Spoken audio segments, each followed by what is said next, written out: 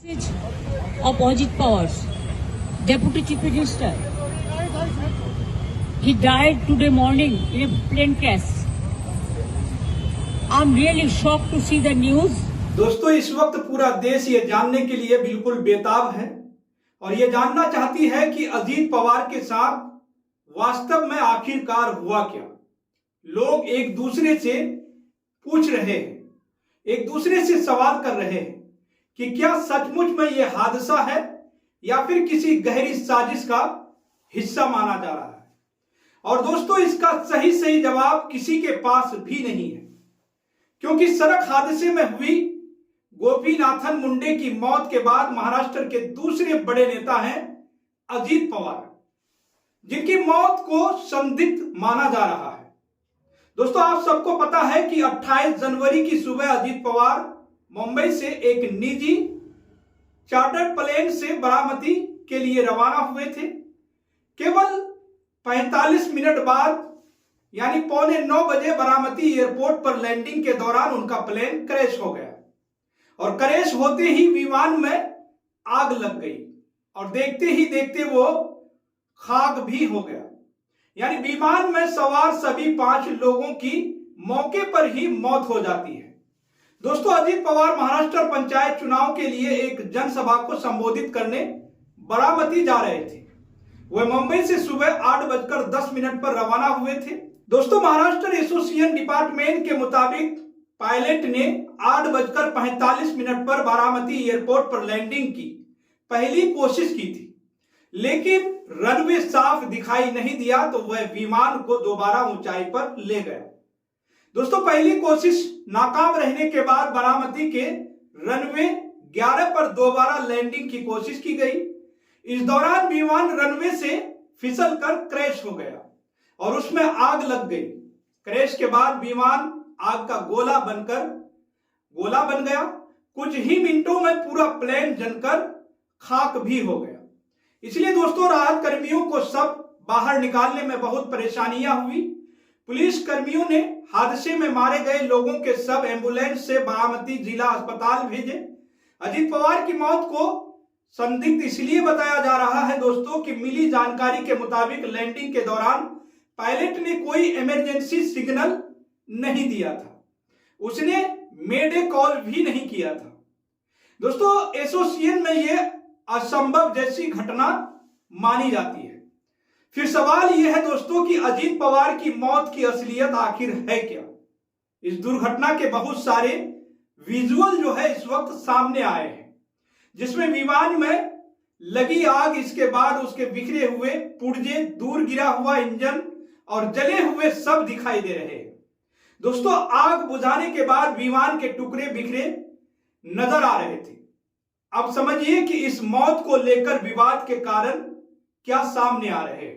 दोस्तों, इस घटना के बाद सोशल मीडिया पोस्ट में तरह तरह की स्क्रीनशॉट तैरने लगे, तरह तरह की स्क्रीनशॉट आने लगे।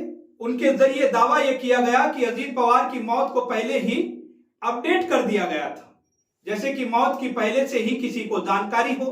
अपडेट करने वाले को जैसे दोस्तों इस स्क्रीनशॉट में दिखाया गया है कि इसे 28 जनवरी 2026 को सुबह के 4:21 पर ही अपडेट कर दिया गया था। लाइन 11 में नाम लिखा है अजीत अनंत राव पवार, जन्म स्थान देवलाली, प्राववारा, बॉम्बे, और डेड यानी मौत के आगे एक गाली का भी इस्तेमाल करते हुए लिखा गया कि 27 जनवरी 2026 को मौत। इसके साथ ही दोस्तों एक और स्क्रीनशॉट वायरल होने लगा, जिसे 27 जनवरी 2026 को सुबह 8:15 पर अपडेट किया गया है। दिखाया गया है इसमें अजीत पवार का नाम अजीत देवेंद्र पवार लिखा गया है।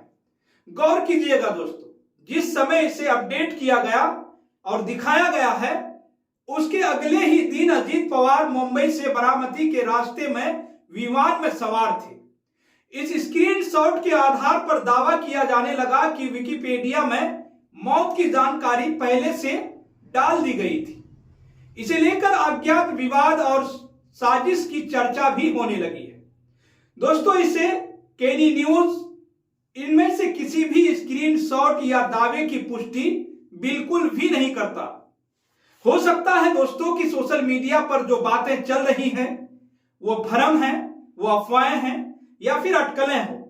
लेकिन इसके साथ ही ये भी सच है दोस्तों कि इस बारे में कोर्ट, विधानसभा या पुलिस थाने के स्तर पर अब तक कोई भी मामला दर्ज नहीं हुआ है, ना ही इसकी कोई खंडन किया गया है। दोस्तों, साजिश की आशंका तो तब और पंख लग गए हैं जब ममता बनर्जी यानी पश्चिम बंगाल के मुख्यमंत्री ने एक बयान जारी करते हुए कहा कि अजीत पवार की मौत की पुख्ता जांच होनी चाहिए। दोस्तों, उन्होंने दावा किया कि अजीत भारतीय जनता पार्टी का साथ बिल्कुल भी छोड़ देने वाले थे। अब हो सकता है दोस्तों कि ममता बनर्जी जो आशंका जता रही हो वो सही भी हो और सही नहीं भी हो, लेकिन सवाल यह है दोस्तों कि दुर्घटना की जांच कौन करेगा? आखिर कौन इस घटना की जांच कराएगा? वह जांच कराने की मांग किससे कर रही है और उसकी विश्वसनीयता कितनी होगी? अब दूसरा सवाल, दोस्तों, अजीत पवार महाराष्ट्र के उप मुख्यमंत्री थे, इस लिहाज से वह राज्य का सरकार विमान इस्तेमाल करने के लिए अधिकृत थे। और अगर वो किसी वजह से स्टेट क्राफ्ट का इस्तेमाल नहीं कर रहे थे तो वो जिस प्राइवेट विमान का इस्तेमाल कर रहे थे, क्या राज्य सरकार ने उसके सुरक्षित होने की जांच अपने स्तर पर कराई थी? अगर ऐसा हुआ था तो उसकी जानकारी सरकार ने अभी तक सार्वजनिक क्यों नहीं की? और अगर ऐसी कोई जांच हुई ही नहीं तो क्यों नहीं हुई?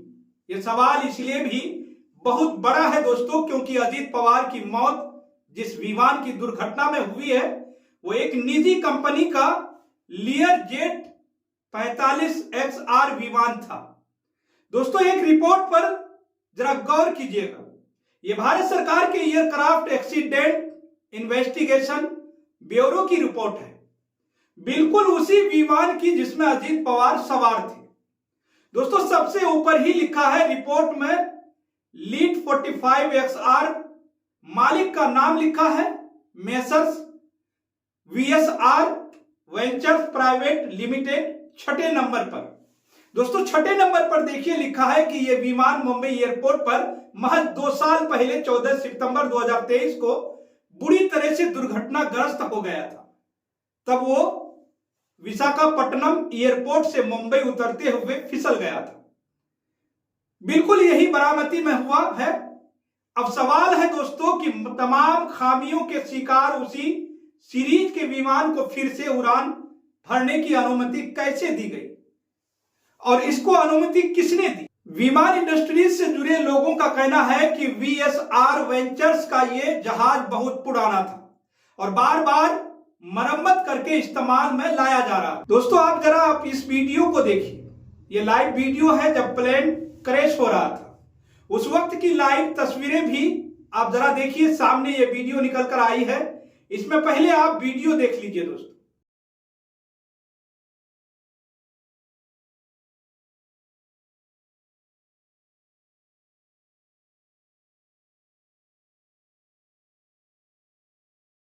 तो दोस्तों, आपने वीडियो देखा। इस वीडियो की जो टाइमिंग है बिल्कुल ठीक 8:45 है, यानी मिनट की ये तस्वीरें हैं और किस तरीके से सारा मामला शांत रहता है, लेकिन अचानक से एक आग का गुब्बारा की तरह से फैलता हुआ नजर आ रहा है। और जाहिर सी बात है दोस्तों, जाहिर सी तौर पर जब प्लेन क्रैश होता है तो इस तरीके से नजारा देखने को मिलता है। तो आप ये लाइव तस्वीरें भी देख रहे हैं कि किस तरीके से कैमरे में कैद हो गई है। विमान क्रैश, विमान हादसे की जो तस्वीरें हैं, जो वीडियो है, लाइव कैमरे में भी रिकॉर्ड हो गई है और आप सभी के सामने दोस्तों नजर आ रहा है। अब मैं दोस्तों आपको दिखाता हूं कि किस तरह से पप्पू यादव ने एक बड़ा गंभीर आरोप लगाया है। बिहार के पूर्णिया से निर्दलीय सांसद हैं पप्पू यादव। दोस्तों, वो भी एक बड़ी बात कह दी है। क्या कह रहे हैं पप्पू यादव दोस्तों? वो लिख रहे हैं कि अत्यंत दुखद।